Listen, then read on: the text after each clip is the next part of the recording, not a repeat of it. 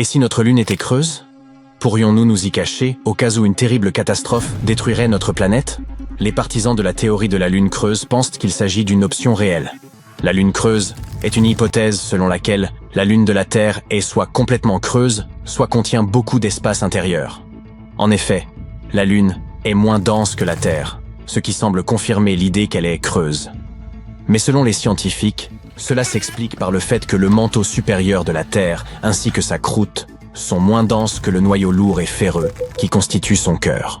Il y a aussi l'affirmation selon laquelle la Lune sonnerait un peu comme une cloche.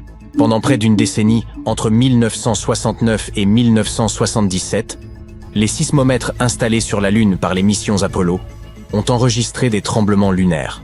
Il a alors été rapporté que la Lune sonnait comme une cloche lors de ces séismes, surtout lorsqu'ils étaient un peu profonds. Le 20 novembre 1969, Apollo 12 a délibérément fait s'écraser l'étage d'ascension de son module lunaire sur la surface de notre satellite naturel.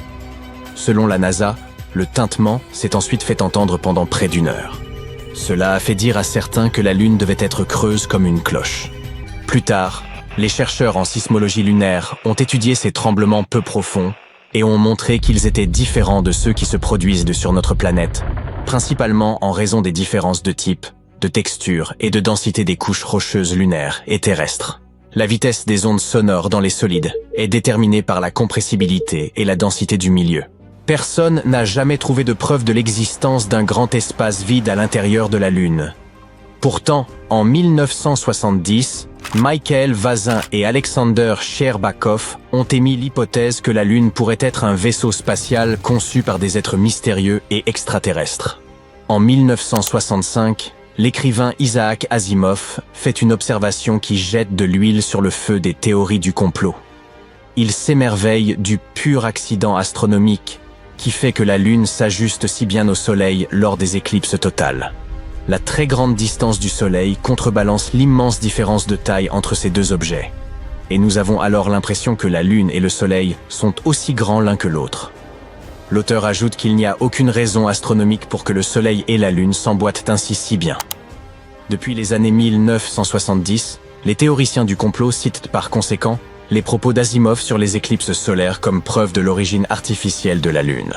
Les astronomes classiques ne sont pas d'accord avec cette interprétation, car les diamètres angulaires de la Lune et du Soleil ne correspondent pas tout à fait pendant les éclipses. Ils varient de plusieurs pourcents au fil du temps. De nombreux autres éléments confirment que la Lune est un corps solide qui s'est formé après qu'un planétoïde se soit écrasé sur la Terre.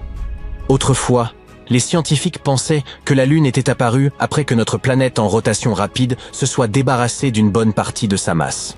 Cette idée fut suggérée en 1879 par George Darwin, le fils du célèbre biologiste Charles Darwin. Cette théorie est restée populaire jusqu'aux missions Apollo. Puis, en 1925, le géologue autrichien Otto Ampferer a proposé une autre idée. La Terre et la Lune auraient pu se former ensemble à partir d'un disque d'accrétion primordial. Un disque rotatif de gaz et de poussière très dense entourant une étoile jeune et nouvellement formée. Elles auraient alors constitué un système double. Selon une troisième théorie, la Lune, un planétoïde, aurait été happée par la gravité de notre planète. L'explication moderne fait généralement appel à l'hypothèse de l'impact géant. Selon cette hypothèse, un corps spatial de la taille de Mars aurait heurté la Terre et créé un anneau de débris autour de notre planète. Au final, cet anneau se serait rassemblé en un seul objet, notre Lune. Mais revenons à la théorie de la Lune creuse. À l'heure actuelle, aucune preuve scientifique ne vient étayer cette hypothèse. Les observations sismiques et d'autres données indiquent que la Lune possède un intérieur solide, composé de plusieurs couches. Une croûte mince, un manteau assez étendu et un noyau dense. De nos jours, l'idée de la Lune creuse est considérée comme une théorie complotiste. Le satellite chinois Yutu-2 fait partie d'une mission robotique vers la face cachée de la Lune lancée le 7 décembre 2018. Le 3 janvier 2019, il effectue le tout premier alunissage en douceur sur la face cachée de la Lune. Il se pose dans le cratère de Von Karman, non loin du pôle sud de la Lune. Les scientifiques s'intéressent à cette région car les cratères froids et toujours ombragés qui s'y trouvent contiennent de l'eau glacée. Ces plaques de glace sont irrégulières et probablement anciennes. Au sud, la majeure partie de l'eau glacée est concentrée dans des cratères. tandis qu'au pôle Nord, elle s'étend de façon plus éparse. Dans tous les cas, cette glace pourra être utilisée une fois qu'une mission habitée de longue durée atterrira sur la Lune. Quoi qu'il en soit, plusieurs jours après l'atterrissage de Yutu-2, il ferme ses systèmes d'exploitation et hiberne durant sa première nuit lunaire. Il se réveille le 29 janvier 2019. Tous ses outils fonctionnent normalement. Le rover parcourt 120 mètres lors de son premier jour lunaire complet. Un jour lunaire dure environ 14 jours terrestres et une nuit lunaire a la même durée. Se déplacer et explorer pendant la journée et s'éteindre pendant la nuit deviennent la routine du rover. C'est lors du 8e jour lunaire que Yutu-2 tombe sur quelque chose d'incroyable. Cette découverte conduit les scientifiques à remettre à plus tard tous les autres plans de la mission. Ils se concentrent sur la découverte de l'étrange matière trouvée par le rover. Au début, ce jour lunaire n'est pas différent des autres. Il commence le 25 juillet lorsque le rover commence à se frayer un chemin à travers une zone parsemée de minuscules cratères d'impact.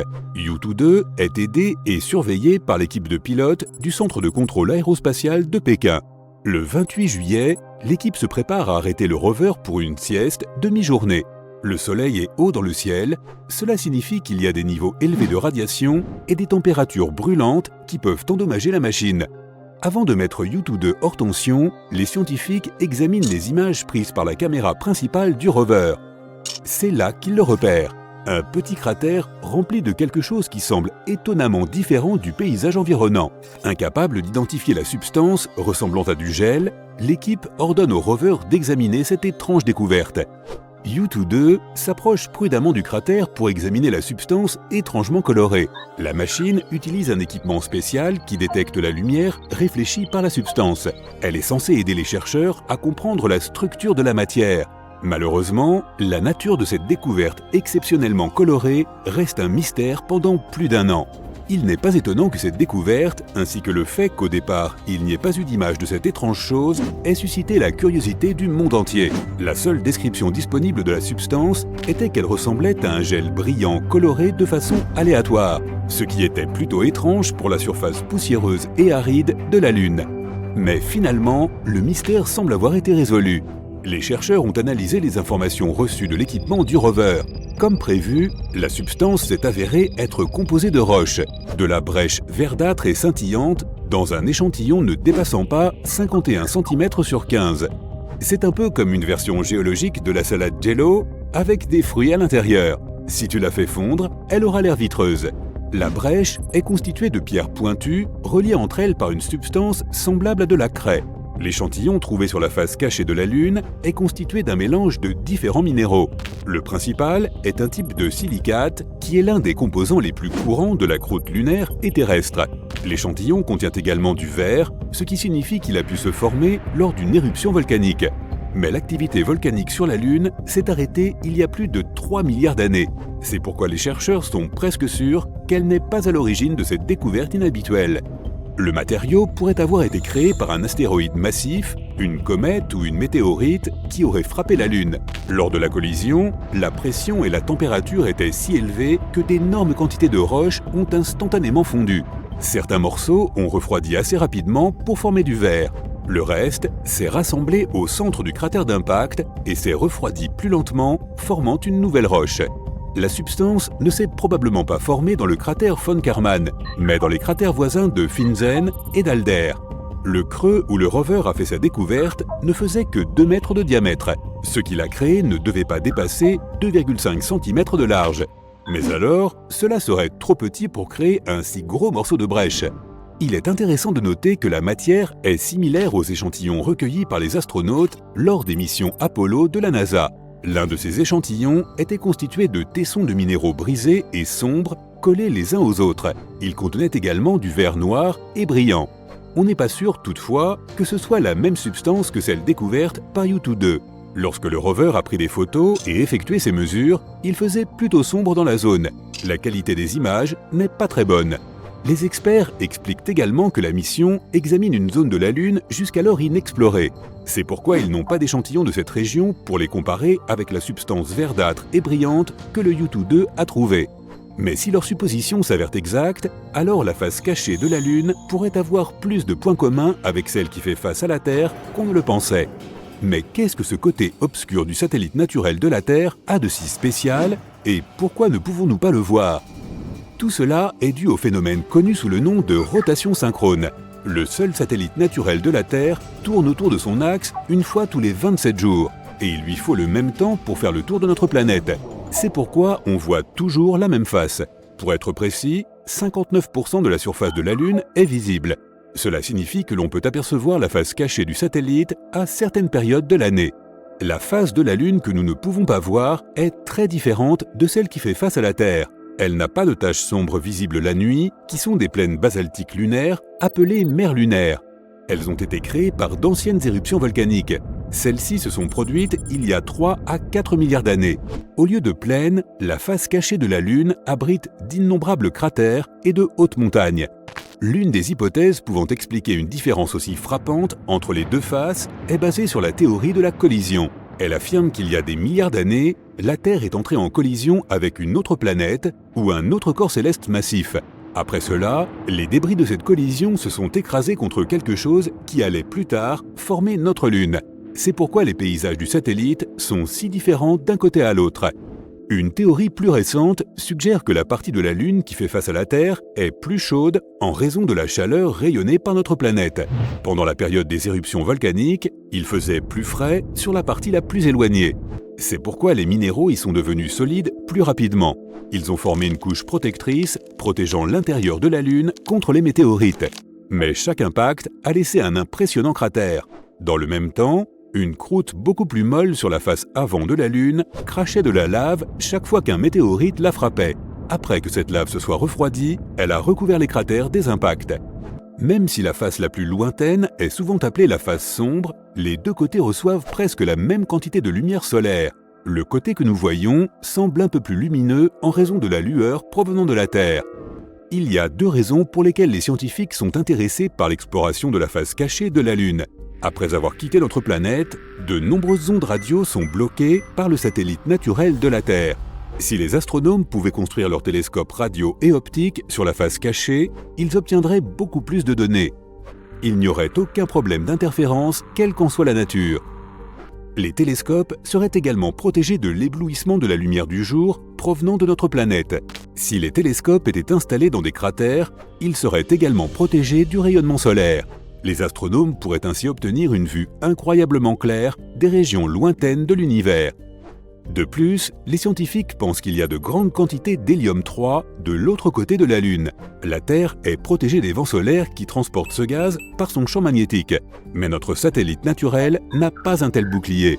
C'est pourquoi les experts pensent que la Lune peut être un endroit parfait pour l'extraction de l'hélium-3. Cet élément rare pourrait être utilisé plus tard comme combustible pour les réacteurs à fusion. Tu cours dans un vaste champ la nuit comme si quelque chose te poursuivait. La lumière de la pleine lune éclaire ton chemin et tu vois un cercle de lumière autour d'elle. Tu continues à courir à la recherche d'un abri sûr. Tu n'as pas peur des loups-garous qui ont la réputation d'apparaître lorsque la lune est pleine, mais cet endroit sera prochainement l'épicentre d'une grosse tempête. Ce cercle autour de la lune s'appelle un halo et ce sont des cristaux de glace qui provoquent ce phénomène dans le ciel. Quand la Lune est pleine, elle reflète beaucoup de rayons du Soleil. Ces rayons se dirigent ensuite vers la surface de la Terre, mais ils courbent leur trajectoire et se divisent lorsqu'ils traversent des cristaux de glace hexagonaux.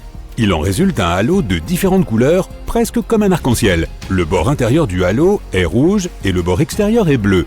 C'est magnifique, mais la présence de glace dans les nuages signifie que cette glace va bientôt se transformer en eau et commencer à tomber sur le sol. Et cette pluie sera si forte que tu ferais mieux d'être préparé et de trouver un abri. Si le temps est assez chaud et que les nuages sont plus proches du sol, tu pourrais voir un phénomène similaire, une couronne. Elle est beaucoup plus petite qu'un halo, mais beaucoup plus colorée. Le disque blanc bleuté à l'intérieur devient rouge brunâtre à l'extérieur. Contrairement au halo, la couronne est constituée de gouttelettes d'eau. Plus ces gouttes sont petites, plus la couronne sera grande. Si les gouttelettes d'eau sont grosses, la couronne ressemblera à un point lumineux de la taille de la Lune elle-même. La couronne et le halo peuvent également se produire pendant la journée, lorsque le soleil brille. Mais assure-toi de porter des lunettes de soleil avant de jeter un simple coup d'œil, car la couronne est très lumineuse et très mauvaise pour tes yeux. Dès que tu trouves un abri, il se met à pleuvoir bien fort. Waouh, c'est quoi ça? On te prend en photo? Non, le flash que tu viens de voir est un éclair. Bam! Le tonnerre est si fort que les fenêtres de la maison se mettent à trembler. Voici un conseil pour savoir à quelle distance tu te trouves de l'épicentre d'un orage. Lorsque tu vois un éclair, commence à compter. Quand tu entends le tonnerre, arrête de compter. Maintenant, tu dois diviser ce nombre par 5. Si tu peux compter jusqu'à 5, cela signifie que l'épicentre de l'orage est à environ 1 mile, soit 1,6 km. Si tu n'as pas trouvé d'abri avant le début de l'orage et que celui-ci te surprend en pleine nature, quitte immédiatement les hauteurs. Toute montagne ou colline est une zone à haut risque. Ne pense même pas à te cacher sous un arbre. Les objets hauts sont la première cible de la foudre. Les poteaux électriques sont également à risque. Si un orage te surprend alors que tu es à vélo, descends immédiatement et pars en courant. Même chose si tu es à bord d'une décapotable, d'une voiturette de golf ou d'une moto. Si un orage se déclenche alors que tu te trouves en plein champ, l'objet le plus grand ici, c'est toi. Baisse-toi et essaie de te couvrir d'une manière ou d'une autre. Si tu n'es pas seul, essayez de garder vos distances les uns par rapport aux autres. Ouf! Maintenant, admirons ce magnifique lever de soleil. On dirait que quelqu'un a renversé de la peinture rouge sur le ciel. Cette belle vue signifie qu'il va bientôt commencer à pleuvoir. Si le ciel est rouge au lever du soleil, c'est parce que la zone de haute pression vient de passer devant toi et qu'elle est maintenant suivie d'une zone de basse pression avec une forte teneur en eau dans l'air. Alors prends un parapluie avec toi ou retourne dans ton lit bien douillet et reste au chaud. Souviens-toi du vieux dicton « rouge le matin, pluie en chemin ». Rouge le soir, espoir. Parfois, il est même possible de prédire la pluie en la sentant. C'est une question de molécules d'ozone. Les courants d'orage font descendre l'ozone de la haute atmosphère, et quand l'orage est sur le point de commencer, tu peux ressentir comme une sensation de propreté. C'est comme si tu venais de laver le sol à l'eau claire. Ton odorat devient plus sensible avant qu'il ne commence à pleuvoir. Ce n'est pas à cause de ton nez, mais à cause de l'air plus humide. Les fleurs vaporisent leur parfum, et les molécules d'eau s'y collent, le diffusant beaucoup mieux. C'est pourquoi les mêmes fleurs ont un parfum différent selon que tu les sens à l'extérieur ou dans une serre fermée et humide. Les plantes peuvent également t'aider à prévoir les changements de temps. Si tu touches l'herbe le matin et qu'elle est humide, cela signifie que ce sera une belle journée. Cette eau matinale sur l'herbe est la rosée. Elle apparaît au moment le plus froid de la nuit. Un ciel dégagé permet à la Terre de se refroidir un peu et les molécules de vapeur d'eau présentes dans l'air se transforment en liquide qui se déposent sur diverses surfaces. Regarde les feuilles sur les arbres de plus près. Parfois, elles sont à l'envers. Par exemple, les feuilles d'érable réagissent bien à l'augmentation de l'humidité avant la pluie. Leurs tiges deviennent très molles et le vent peut les retourner. Mais le meilleur indicateur est la pomme de pin. Les graines se trouvent à l'intérieur du cône, juste sous ses écailles. Le pin doit les garder aussi sèches que possible pour que le vent puisse transporter les graines au loin et que de nouveaux arbres puissent germer. Ainsi, lorsque le pin sent la pluie approcher, il donne l'ordre de fermer ses cônes. Les écailles se referment alors, protégeant les graines de l'eau. Et au lieu des présentateurs super ennuyeux des bulletins météo, tu peux suivre les animaux et les insectes. As-tu entendu le chant des grillons? Ce sera ton thermomètre pour aujourd'hui. Règle le minuteur sur 15 secondes et compte combien de fois les grillons gazouillent. Ajoute 37 à ce nombre et tu obtiens la valeur de la température extérieure en degrés Fahrenheit. Pour la passer en Celsius, sors la calculette et retire 32 au degré Fahrenheit. Multiplie ce chiffre par 5. Divise ensuite par 9 et tu as ta réponse en degrés Celsius. La température de l'air affecte directement le métabolisme du grillon. Il peut gazouiller plus ou moins vite selon qu'il fait plus ou moins chaud. Alors débarrasse-toi de ton thermomètre et trouve-toi un petit pote. Maintenant, si tu n'aimes pas les insectes, regarde vers le ciel pour voir les oiseaux. S'ils volent haut, c'est que la journée est claire et ensoleillée. Mais avant qu'il pleuve, la pression atmosphérique empêche les oiseaux de voler haut. Tu pourras peut-être les voir voler en nuées qui font du rasemote, probablement à la recherche d'un abri. Donc, même si le ciel est dégagé, la pression atmosphérique t'indique que la pluie est sur le point d'arriver. Si tu vis près d'une rivière ou d'un lac, tu peux entendre les crapauds chanter, bien que tu ne puisses pas tout à fait comprendre ce qu'ils disent puisque c'est en langage crapaud. Ils sont particulièrement bruyants avant les fortes pluies. Les crapauds aiment généralement le temps humide, alors ils deviennent tout excités. La pluie est aussi le meilleur moment pour que les femelles pondent des œufs. C'est alors qu'elles crient à tue-tête à la recherche d'un beau parti. Aïe! Un moustique vient de te piquer. Si les moustiques sont particulièrement agressifs, tu ferais mieux de trouver rapidement un abri. Les insectes essaient simplement de manger davantage avant de ne plus pouvoir pendant la tempête.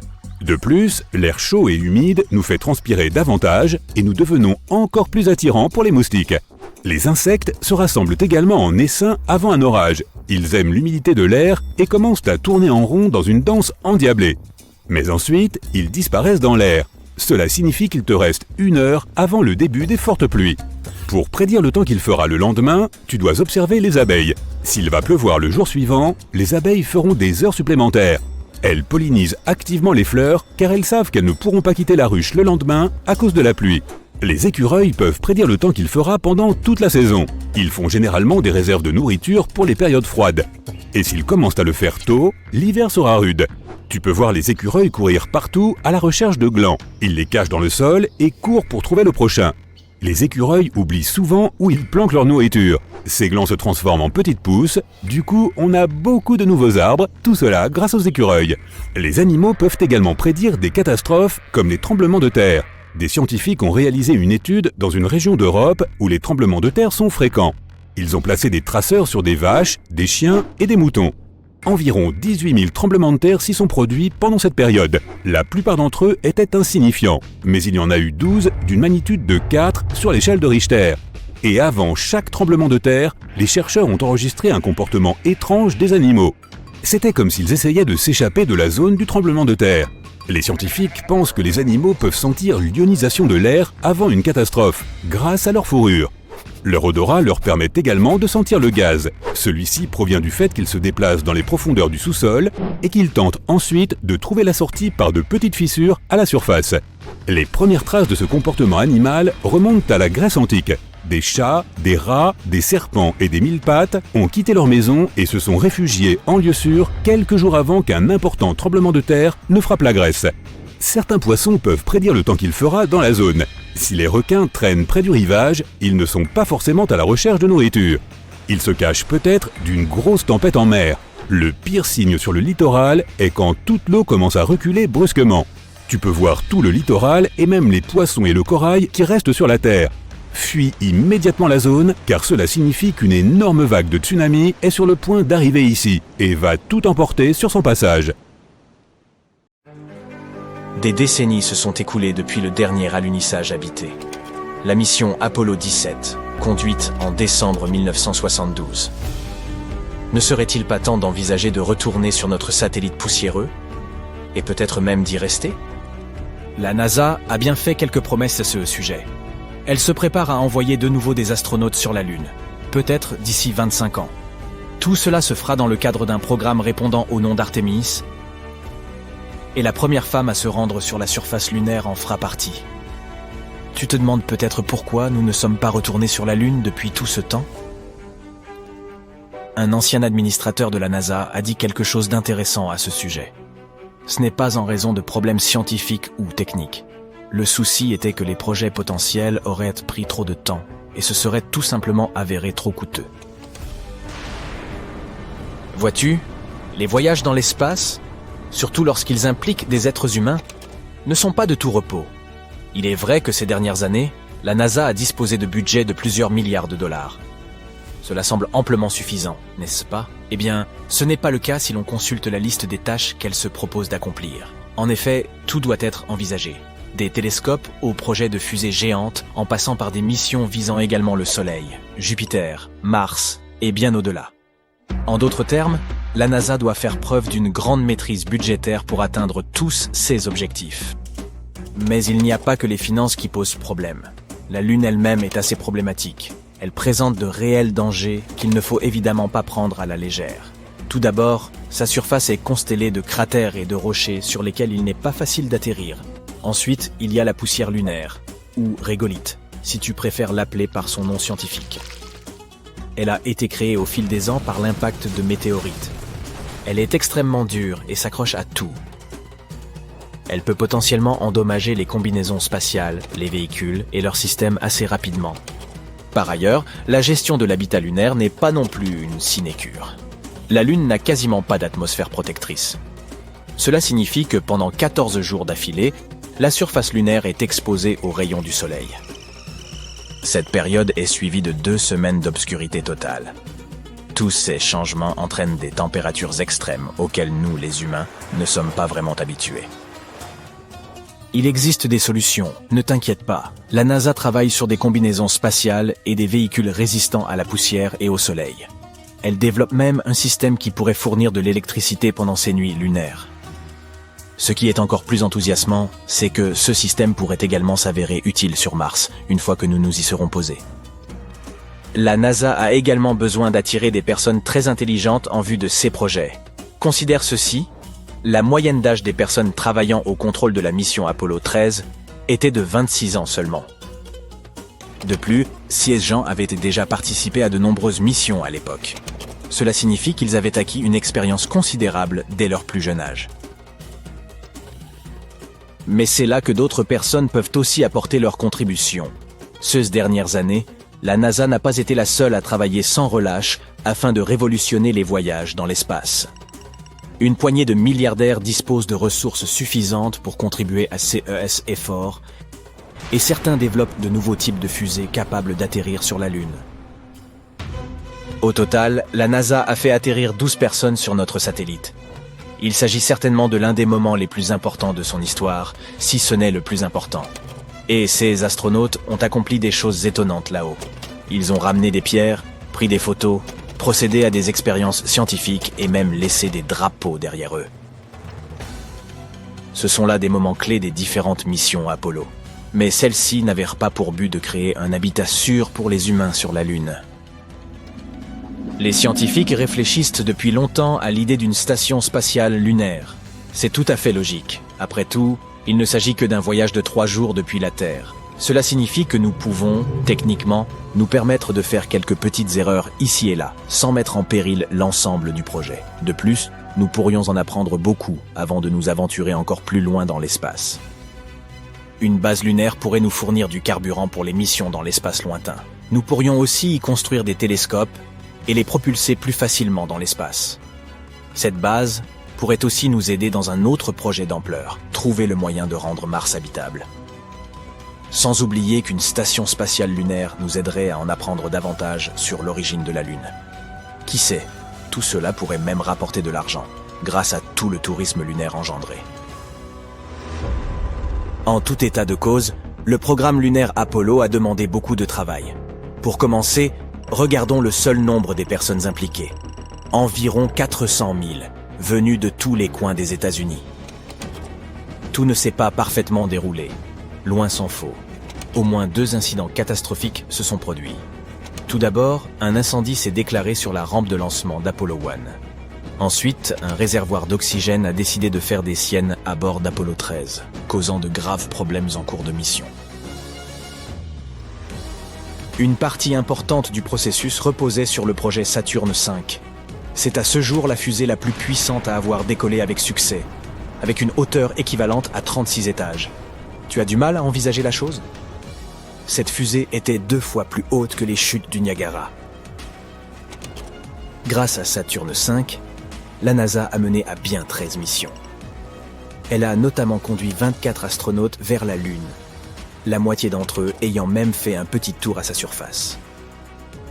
Les fusées et les navettes spatiales actuelles sont pour la plupart incapables de dépasser l'orbite terrestre basse. En termes plus simples, elles ne peuvent pas atteindre la Lune avec à leur bord toute la machinerie dont les astronautes ont besoin pour prospérer. Les engins spatiaux actuels ne sont tout simplement pas capables de transporter une telle charge, du moins pas depuis les missions Apollo. Quoi qu'il en soit, nous avons accompli de nombreux progrès sur Terre et nous serons prêts à envoyer de nouveau des astronautes sur notre satellite d'ici peu. C'est là que le projet Artemis entre en jeu. Il s'agit d'un programme supervisé par la NASA. Et pour s'assurer que tout se passe bien, celle-ci a déjà affrété la mission Orion, un vaisseau spatial sans équipage, censé se mettre en orbite autour de la Lune puis revenir sur Terre. Tu peux voir cela comme un essai entièrement automatisé. Avant d'envoyer à nouveau des gens dans l'espace, il fallait bien nous assurer que tous les dispositifs fonctionnaient correctement. Et un jour, Orion sera le véhicule qui emmènera à nouveau des astronautes sur la Lune. Il est équipé d'un système d'interruption de lancement pour assurer la sécurité des astronautes en cas d'incident lors du décollage. Il est également équipé d'un module de service, qui se trouve être la centrale électrique, qui alimente et propulse Orion et maintient les astronautes en vie en leur fournissant de l'eau, de l'oxygène, de l'électricité et en contrôlant la température ambiante. Tous ces projets futurs nous amènent à nous interroger. À quoi ressemblera la vie sur la Lune ? Pour l'instant, nous ne pouvons que faire appel à notre imagination. Certains prétendent que nous vivrons dans des habitats tout droit sortis d'un conte de fées. Des maisonnettes semblables à des trous de hobbits bien douillets. Vivre sous terre sur la Lune pourrait s'avérer une nécessité en raison des températures extrêmes et du manque d'oxygène. Si l'on ajoute à cela la menace des météorites et les radiations incessantes, il n'est guère étonnant que nous ne puissions pas toujours nous aventurer à la surface. Qu'en est-il du transport ? Des entreprises, grandes ou petites, tentent de créer le moyen de transport idéal sur la Lune. Si les projections actuelles se confirment, un type de taxi lunaire devrait être capable de décoller dans les 24 heures. Contrairement à nos fusées actuelles, ces taxis de l'espace n'auront pas à faire face aux conditions difficiles de la rentrée dans l'atmosphère terrestre. Il leur sera donc plus facile d'effectuer de multiples allers-retours. Pour rendre notre vie lunaire possible, nous devrons disposer d'une zone spéciale permettant aux taxis spatiaux de décoller et d'atterrir en toute sécurité. Il s'agirait d'une aire d'alunissage définie sur une surface ferme et plane et protégée par de hauts murs contre la poussière lunaire. Se déplacer sur la surface de la Lune sera également plus facile. Les véhicules de nouvelle génération dont nous parlons disposeront de leur propre environnement contrôlé, ce qui signifie que tu n'auras pas besoin de combinaison spatiale à l'intérieur. S'il te prend l'envie de sortir un peu de ton véhicule spatial, il te faudra bien sûr enfiler ta combinaison. D'accord, nous avons trouvé notre maison et notre voiture. Mais qu'en est-il du carburant ? C'est là que la Lune nous donne un petit coup de pouce. La gravité lunaire plus faible signifie que nous n'avons pas besoin d'autant d'énergie pour échapper à son attraction. De plus, la Lune recèle de la glace, ce qui est extrêmement pratique, car nous pourrions être en mesure de convertir cette glace en carburant pour nos fusées. Nous aurons besoin d'engins spatiaux spécifiques pour nous aider à extraire cette glace. L'un de ces outils est baptisé Trident. Il s'agit d'une sorte de foreuse, parfaite pour creuser la surface glacée de la Lune. D'autres robots aideront à transformer cette glace en carburant et à l'acheminer vers une station-service spatiale. Si cela fonctionne, les fusées en route pour Mars pourraient s'y arrêter afin de faire le plein de carburant avant de poursuivre leur voyage. Bon, j'abandonne officiellement l'espoir que la Lune soit faite de fromage. Ce n'est même pas du Gouda. Notre boule préférée, ou banane incurvée, ou moitié de pièces de monnaie selon la phase dans laquelle elle se trouve, est composée de différentes couches, tout comme la Terre. Et l'une de ces couches est le noyau interne. Il y a une vingtaine d'années, les scientifiques ont étudié la rotation de la Lune. À partir de leurs données, ils ont conclu qu'elle avait un noyau externe fluide. Mais le noyau interne était difficile à étudier. Ils ne savaient pas s'il était solide comme de la roche ou en fusion comme un liquide chaud. Mais tout est plus clair aujourd'hui. Les astronomes ont pu recueillir des données lors des différentes missions, notamment la mission Apollo, au cours de laquelle les astronautes sont allés collecter des informations importantes. Ils ont utilisé une technique spéciale afin d'obtenir des données sismiques. Cela consiste à étudier la façon dont les ondes sonores se déplacent dans les objets. Prends l'exemple des séismes sur notre planète. Lorsqu'un séisme se produit, il crée des ondes dans le sol. Les scientifiques peuvent détecter et analyser ces ondes pour en savoir plus sur notre planète. La même idée peut s'appliquer à d'autres objets de notre système solaire, les planètes ou, dans ce cas, la Lune. Lorsque des tremblements de terre ou de lune se produisent, ils génèrent des ondes sonores. En écoutant et en étudiant attentivement ces ondes, les scientifiques peuvent créer une carte détaillée de ce qui se trouve à l'intérieur de l'objet. Ils peuvent déterminer les différentes couches, leur composition et leur disposition. Pour examiner l'intérieur de la Lune, nous avons aussi utilisé ce qu'on appelle la télémétrie laser. Cette méthode permet de mesurer la distance entre la surface de la Terre et celle de la Lune. Et il s'est avéré que le noyau interne de notre satellite est une boule de fer dense et solide, tout comme celui de la Terre. Elle mesure environ 500 km de large, soit près de 15% de la taille de la Lune. Nous sommes également tombés sur des preuves qui confirment la théorie selon laquelle la couche située entre la surface et le noyau, appelée le manteau, s'est déplacée au fur et à mesure de l'évolution du satellite. Ce mouvement est ce qu'on appelle le renversement du manteau lunaire. Et il explique pourquoi nous trouvons des éléments riches en fer à la surface de la Lune. La matière du manteau est transportée vers le haut. Et cette roche volcanique reste ensuite dans la croûte lunaire. Certains des matériaux de cette roche étant très denses, ils coulent tout simplement au travers des matériaux plus légers jusqu'à la bordure, séparant le noyau du manteau. C'est comme un cycle. La matière du manteau remonte quand les volcans sont actifs, transportant des éléments riches en fer vers la surface, puis redescend. Il y a un autre mystère que les scientifiques ont essayé de résoudre. Qu'est-ce qui a fait que le champ magnétique de la Lune s'est affaibli et a failli disparaître ? Maintenant que nous avons découvert le noyau de fer et le renversement du manteau, nous allons pouvoir obtenir quelques réponses sur le champ magnétique de la Lune. Savoir à quoi ressemble le noyau interne peut nous aider à mieux comprendre l'histoire de la Lune ainsi que celle de l'ensemble de notre système solaire. Selon l'une des théories largement acceptées sur l'origine de la Lune, il y aurait eu une collision massive entre la Terre à ses débuts et un objet mystérieux de notre système solaire. C'est ce qu'on appelle la théorie du grand impact. Cette collision aurait été si puissante qu'elle aurait arraché un gros morceau de la Terre, alors encore en fusion. Si tu mets une pièce de 5 centimes américains à côté d'un petit pois vert, tu auras une bonne idée de la taille de notre planète par rapport à celle de la Lune. Ce morceau a ensuite été lancé en orbite autour de notre planète. Et cela se serait produit environ 95 millions d'années après la formation de notre système solaire. L'objet qui a frappé la Terre aurait eu une masse d'environ 10% de celle de notre planète et une taille à peu près équivalente à celle de Mars. Et oui, la Terre et la Lune ont des compositions similaires, après tout. Bien sûr, il existe d'autres théories sur la formation de la Lune. Selon l'une d'elles, ce serait la force gravitationnelle de notre planète qui l'aurait capturée. Cela signifie que la Lune ne faisait que passer par là lorsque, soudainement, elle a été attirée dans l'orbite de la Terre. Il existe même une hypothèse selon laquelle la Terre aurait volé la Lune à Vénus. Si c'est vrai, la Lune n'a pas à se plaindre. La vue est bien meilleure d'ici. Alors oui, la Lune et la Terre sont similaires en ce qui concerne les roches et certains minéraux. Mais la Lune n'a pas la même atmosphère que notre planète. Son atmosphère est fine et se compose de gaz bizarres, du potassium et du sodium par exemple. Ce qui est tout à fait différent des atmosphères de Mars, de Vénus ou de la Terre. Et il n'y a pas d'eau dans les roches lunaires. Mais cela ne veut pas dire qu'il n'y a pas d'eau du tout. Au XVIIe siècle, des astronomes ont vu de grandes taches sombres à la surface de la Lune.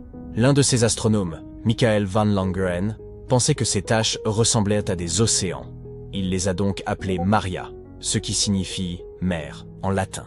D'autres astronomes ont également dressé des cartes de la Lune et ont aussi utilisé le terme de Maria pour décrire ces taches sombres. Par exemple, Mare Tranquillitatis se traduit par « mer de la tranquillité ». C'est là qu'Apollo 11 s'est posé. Mais il s'avère que ces taches sombres ne sont pas du tout des océans. Ce sont des plaines de lave durcies remontées à la surface il y a longtemps. Des éruptions volcaniques auraient laissé derrière elles ces zones lisses et plates qu'on appelle plaines de basalte. À la fin du XIXe siècle, un observateur, William Pickering, a examiné la Lune et découvert qu'elle n'avait pas d'atmosphère. Sans atmosphère, il n'y a pas de nuages ni d'air pour empêcher l'eau de s'évaporer. Les scientifiques pensaient donc que s'il y avait eu de l'eau sur la Lune, elle aurait disparu tout de suite. Ils pensaient que la Lune était totalement sèche. Mais en 1961, un physicien, Kenneth Watson, a eu une idée différente. Il a découvert qu'il pouvait y avoir de l'eau sur la Lune, dans des zones appelées cratères d'obscurité éternelle. Ce sont des endroits où le soleil ne brille jamais, et qui restent donc sombres en permanence.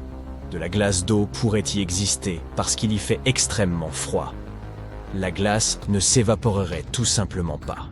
Mais quand les astronautes des missions Apollo se sont rendus sur la Lune, 1969-1972, ils ont ramené des échantillons de sol, et les scientifiques n'y ont trouvé aucune trace d'eau. Alors, tout le monde s'est remis à croire que la Lune était complètement sèche.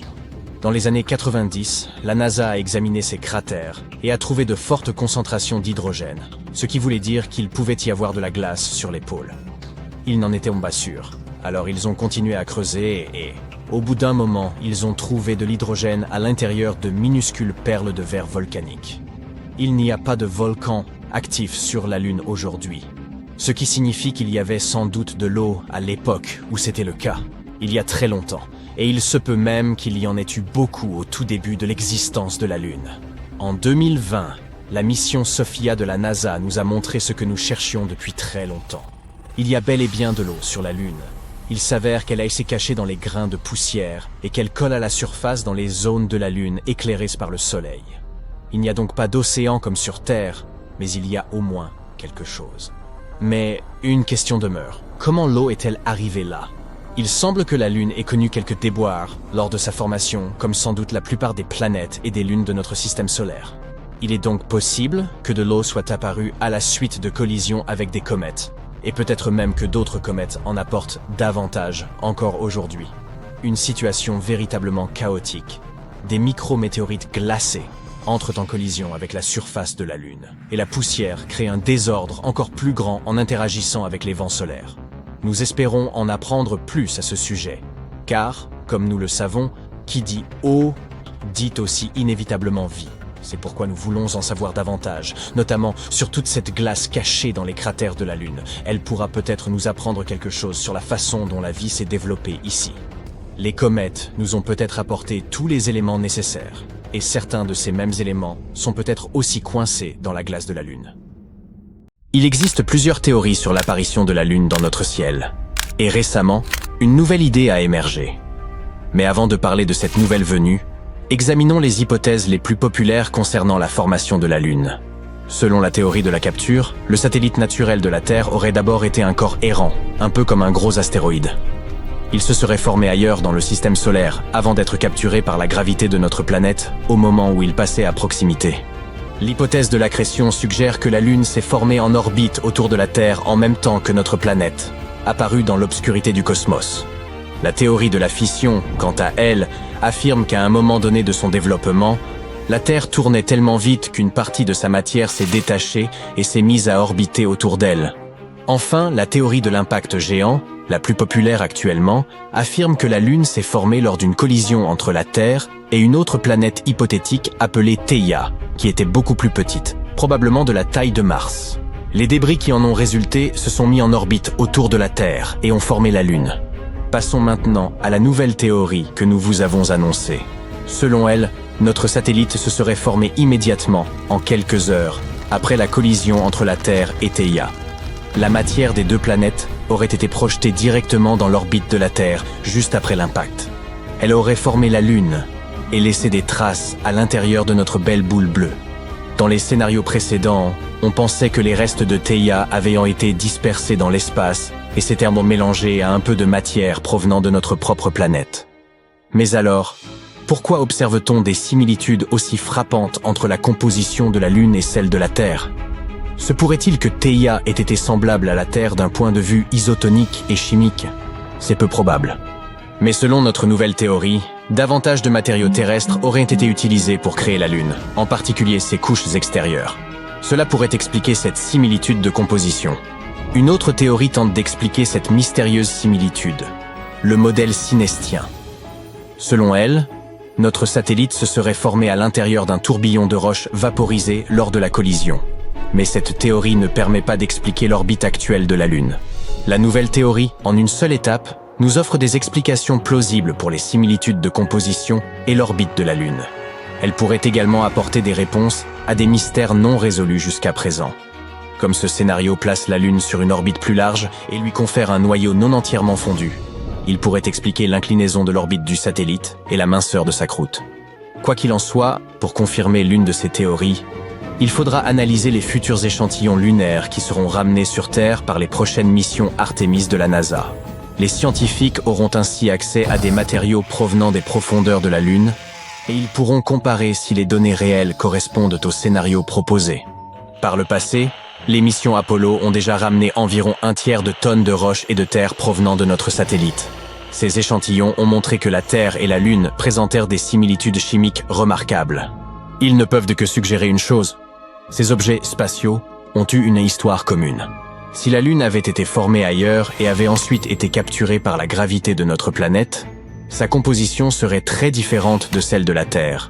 Mais si elle avait été créée en même temps que la Terre, ou si elle s'était détachée de notre planète, le type et la proportion de minéraux sur la Lune seraient les mêmes que dans nos contrées. Mais ils sont un peu différents. Les minéraux de la Lune contiennent moins d'eau que leurs homologues terrestres. Le satellite est également plus riche en matériaux qui se forment rapidement à haute température. C'est pourquoi le modèle de formation de la Lune le plus accepté aujourd'hui est celui de l'impact géant. Les météorites provenant de la Lune sont également une grande source de données pour l'étude des origines de notre satellite. Elles peuvent nous en apprendre encore plus sur la Lune que les échantillons d'Apollo. En effet, ces météorites proviennent de toute la surface de la Lune. Les échantillons d'Apollo, quant à eux, ont été collectés à un seul endroit, près de l'équateur, sur la face visible de la Lune. Environ 8 millions d'habitants de la planète Terre ont appris la terrible nouvelle en même temps. Certains l'ont su par la télé, d'autres en regardant leur téléphone ou pendant qu'ils écoutaient de la musique. Certains l'ont appris en rêve. Une voix a annoncé ce discours dans toutes les langues pour que tout le monde comprenne. J'ai une bonne et une mauvaise nouvelle. Commençons par la mauvaise. Vous êtes tous des personnages d'une vidéo YouTube dans laquelle votre planète fait face à la cassure de la Lune en 2 morceaux. Pour les spectateurs, il s'agit d'un scénario, mais pour vous, c'est la réalité. La bonne nouvelle, c'est que... il n'y a pas de bonne nouvelle. Mais ne vous inquiétez pas, l'apocalypse n'est pas prévu. Ou juste un peu. Bonne journée. Au départ, toute la population panique. Quelques jours plus tard, le calme revient peu à peu.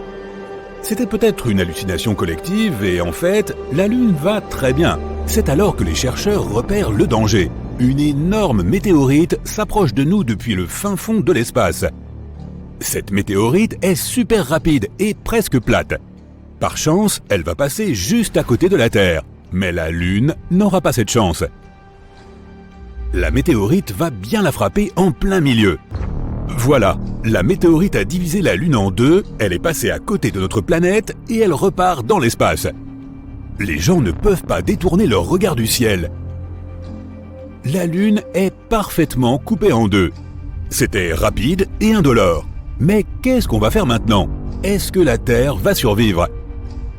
Notre satellite est divisé en 2 parties égales, mais heureusement, elle reste collée. L'importante gravité de la Lune agit comme un aimant.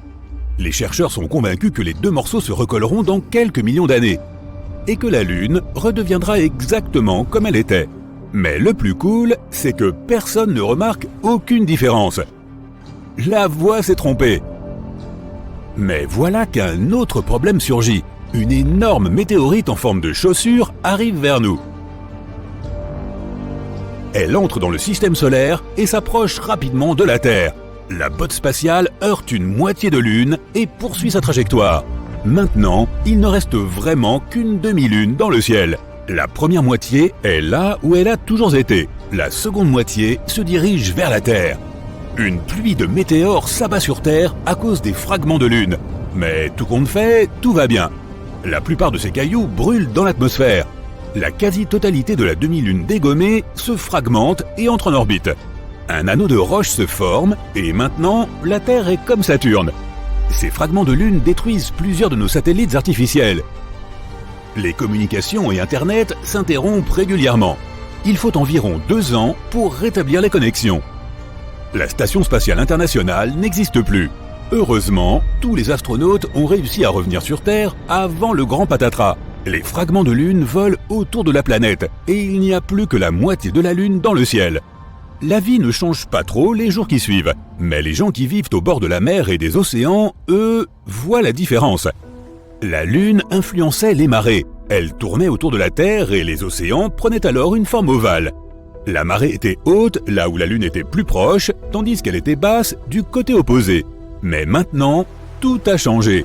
Une demi-lune n'influe pas sur la même quantité d'eau. Oui, la Lune ne pèse plus que la moitié de son poids et elle s'est approchée de la Terre, mais sa force gravitationnelle a aussi diminué. Les oiseaux marins, de nombreuses espèces de poissons, les tortues et autres animaux marins pourraient ne pas survivre dans ces conditions. Leur instinct naturel, fortement guidé par la Lune, leur permettrait de déterminer leur cycle de vie. Par exemple, les bébés tortues attendaient la marée haute du matin pour courir dans l'eau. Désormais, l'eau est trop basse, ils n'arrivent pas à se cacher dans l'océan et les mouettes les mangent. Les crabes ne pondent plus d'œufs car la marée haute apparaît plus tôt que prévu. Les loups perdent la tête. Ils hurlent toutes les nuits. La faune ne comprend plus ce qui se passe. Le corps humain aussi doit faire face à quelques conséquences. Beaucoup de gens ont des problèmes de tension artérielle et de maux de tête. Cette demi-lune modifie tout l'écosystème de la planète. Il faudra plusieurs dizaines, voire plusieurs centaines d'années. Quelques semaines plus tard, les gens remarquent que les journées sont de plus en plus courtes. La Lune a toujours ralenti la rotation de la Terre, de sorte que les journées duraient 24 heures. La Terre tourne plus vite maintenant. Le jour et la nuit se suivent plus rapidement que d'habitude. La vitesse de rotation de la Terre a augmenté et les journées ne durent plus que 15 heures. Les gens souffrent d'insomnie ou dorment trop. Il faut du temps pour que le corps s'habitue. Les horaires de travail changent partout dans le monde. Avant, on arrivait au bureau à 9 heures et on partait à 6 heures. Maintenant, les gens arrivent à 7 heures et partent à 2 heures. Il y a moins de temps pour dormir et tout le monde souffre de cette situation. Le progrès ralentit à cause des journées de travail très brèves. Les technologies du futur ont pris 20 à 30 ans de retard. La rémunération horaire n'a pas changé. Les salariés sont moins payés puisqu'ils travaillent moins d'heures. La Lune, quand elle était entière, régulait la météo et le climat sur Terre. Regarde Mars, elle a 2 petites lunes. Elles lui tournent autour rapidement et la font balancer sur son axe. Le résultat ? Du vent, des tempêtes de sable et des orages au quotidien sur la planète rouge. Cette demi-lune modifie la rotation stable de la Terre. Les températures changent partout dans le monde. Il fait plus chaud dans les endroits chauds et les tempêtes de neige font rage dans les régions froides. Il n'y a plus que de brèves averses très intenses. Il ne fait plus jamais beau. Un petit vent peut se transformer en tornade et les vagues deviennent des tsunamis. Les saisons changent plus vite, les hivers sont plus froids et les étés plus chauds. Le changement de rotation de la planète affecte son champ magnétique. Toutes les boussoles et les systèmes de navigation sont hors service. Il faut réapprendre à s'orienter. Les oiseaux ne vont plus vers la chaleur en hiver, car ils ne savent pas où aller. Leur boussole interne est cassée. Plusieurs centaines d'années sont passées. Les gens se sont totalement habitués aux nouvelles conditions terrestres. De nouvelles espèces d'animaux sont apparues. Les oiseaux ont repris à se repérer grâce à la demi-lune. L'économie de la planète a été restaurée. Les salaires ont été augmentés, les gens se sont habitués à dormir 5 à 6 heures par jour et à travailler 4 à 5 heures. La réduction du volume horaire des journées a aussi eu des conséquences sur l'industrie des médias. Les films ne durent plus qu'1 heure. Les épisodes de séries, 30 minutes. La vie est plus rapide. Une personne vit en moyenne jusqu'à 96 ans. Le temps passe à la même vitesse, c'est la façon dont on le compte qui a changé. Plusieurs millénaires sont passés. Les gens sont différents. Ils ont de grands yeux qui absorbent plus de lumière. La demi-lune ne brille pas autant que la lune entière et les nuits sont donc plus noires. L'homme a eu besoin de quelques milliards d'années pour s'habituer à l'obscurité constante. Pour pouvoir mieux se déplacer dans ces conditions, les animaux aussi sont devenus plus grands et sensibles. L'orbite de la Terre a été débarrassée des météores. Il existe plusieurs stations spatiales qui tournent autour de notre planète. La voix mystérieuse reprend alors encore une fois la parole. L'histoire se termine parce que la vidéo se termine aussi. Désolé, bonne nuit.